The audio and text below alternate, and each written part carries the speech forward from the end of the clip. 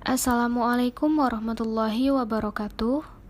Saya Rahimi Al Yunusiah dari kelas Gizi C. Di sini saya akan menginput neraca bahan makanan dari Kabupaten Banten 2018. Di sini kita akan mengisi profilnya terlebih dahulu dengan data yang sudah diberikan.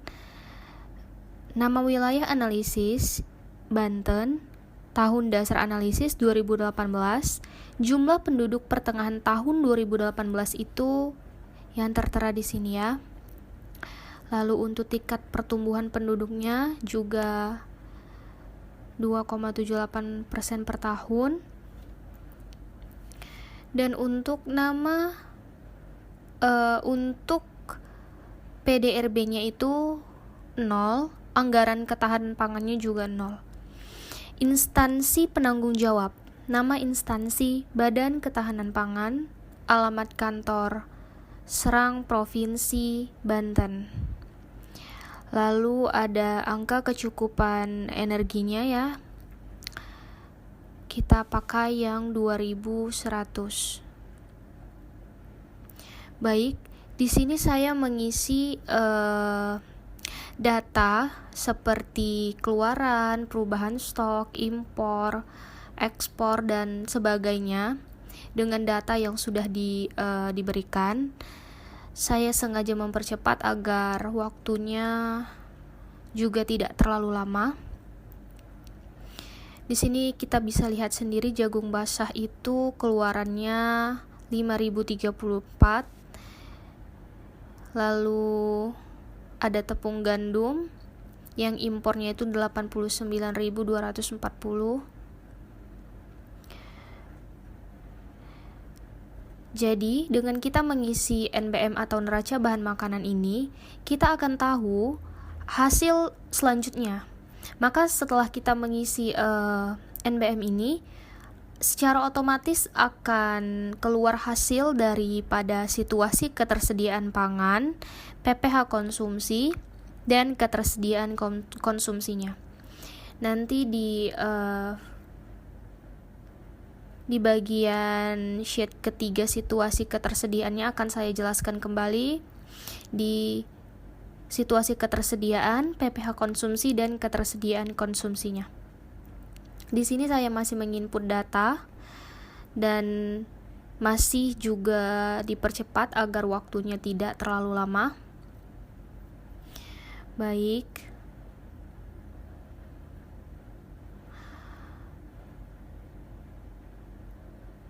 Iya, dengan kita mengetahui PPH konsumsi, kita akan tahu sudah memenuhi atau belum memenuhi idealnya. Karena jika belum mencapai yang namanya ideal, maka bahan pangan tersebut atau pakan tersebut harus lebih ditambah dan diberagamkan lagi.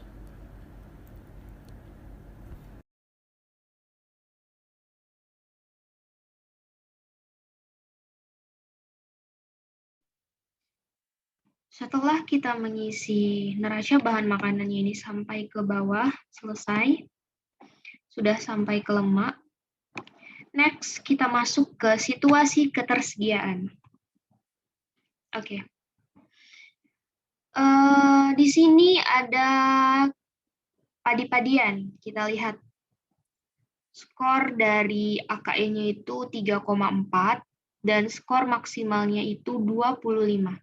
Kita lihat di skor PPH atau skor pola pangan harapannya. Itu sangat belum memenuhi daripada maksimumnya, daripada harapannya. Di sini 3,4 yang kita ambil dan belum memenuhi ya. Lanjut ke umbi-umbian. Di sini kita ambil 1,2 juga belum memenuhi. Pangan hewani kita juga belum ya, di sini. Kita ambil 9,7. Lalu untuk minyak dan lemak, kita ambil 2, juga belum. Untuk buah biji berminyak, kita ambil di sini 0 ya. Juga belum memenuhi. Dan untuk kacang-kacangan 9,6, untuk gula 1,1 juga belum memenuhi. Untuk sayur dan buah 29,1. Ini kita lihat satu-satu ya, biar bisa kita simpulkan ke bawahnya nanti. Dan lain-lainnya itu 0. Baik. Di sini kita dapatkan skor PPH-nya 56,1. Sedangkan idealnya atau maksimum atau harapannya itu adalah 100 ya, idealnya. Sedangkan di sini tuh masih 56,1. Setengahnya lah ya. Tapi sangat tidak baik gitu. Oke, kita lanjut.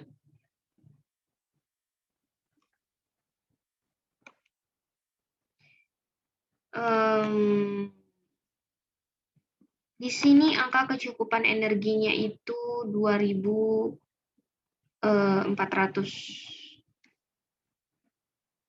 Coba saya lihat. Ya, betul. Yang untuk ketersediaan ini ya. Oke, lanjut kita ke proteinnya. Di sini padi-padian. Kita bisa lihat angka kecukupan proteinnya itu 63. Sedangkan di sini itu persen dari AKP-nya 43,1. Berarti masih kurang juga ya. Di sini persennya 100. Idealnya itu 100. Lanjut, kita masuk ke indikator SPM ketersediaan. AKE-nya 30,9 tadi kita lihat lagi ya, aktualnya itu katanya 30,9. Kita lihat ke atas. Nah, 30,9 untuk AKE-nya ya. Lalu AKP-nya juga ini 43,1.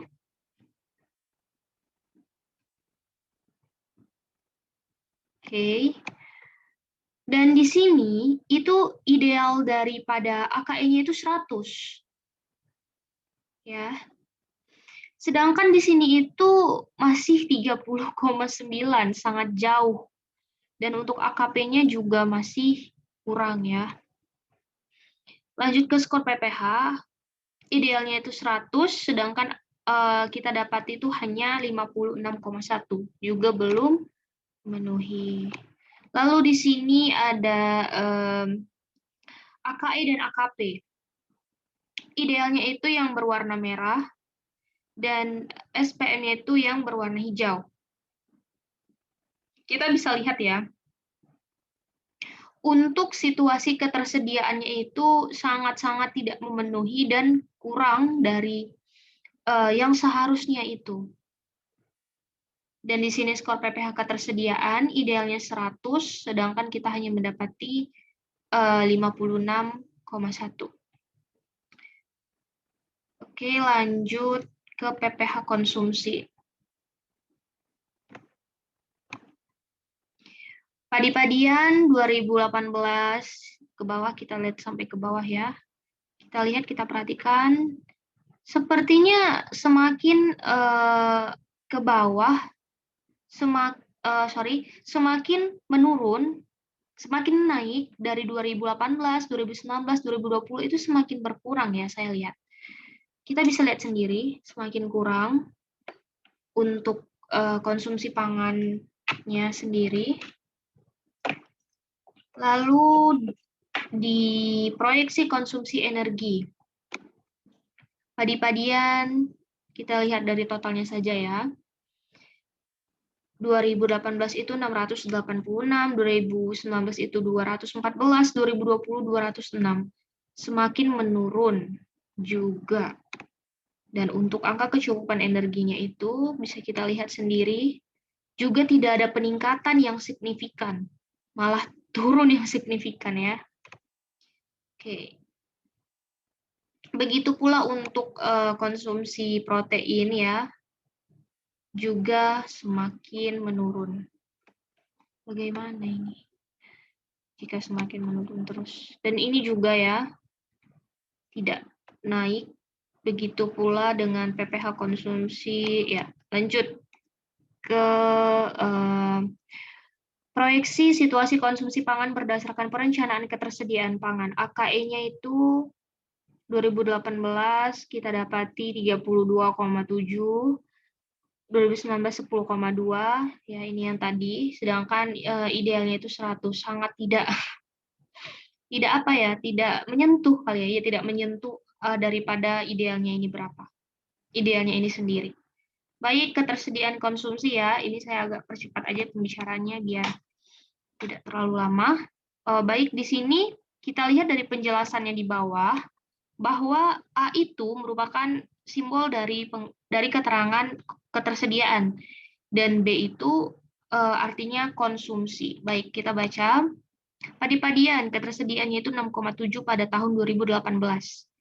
Pada tahun 2018 juga, padi-padian itu mencapai konsumsinya 6,7. Tadi konsumsi ya, yang B.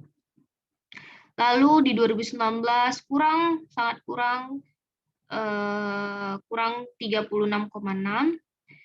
Nah, bisa kita lihat sendiri ya. Kita lihat di tahun 2020 konsumsinya 9,8. Begitu pula untuk selanjutnya ya. Ini konsumsinya, jumlahnya, ketersediaannya. Tahun 2018 itu 56,1, tahun 2019 itu 12,1, dan seterusnya. Ini juga konsumsinya 57,8, 2019 37,3, 2020 35,9, semakin menurun. Baik, terima kasih. Mohon maaf apabila masih kurang baik dalam penyampaian saya. Wassalamualaikum warahmatullahi wabarakatuh.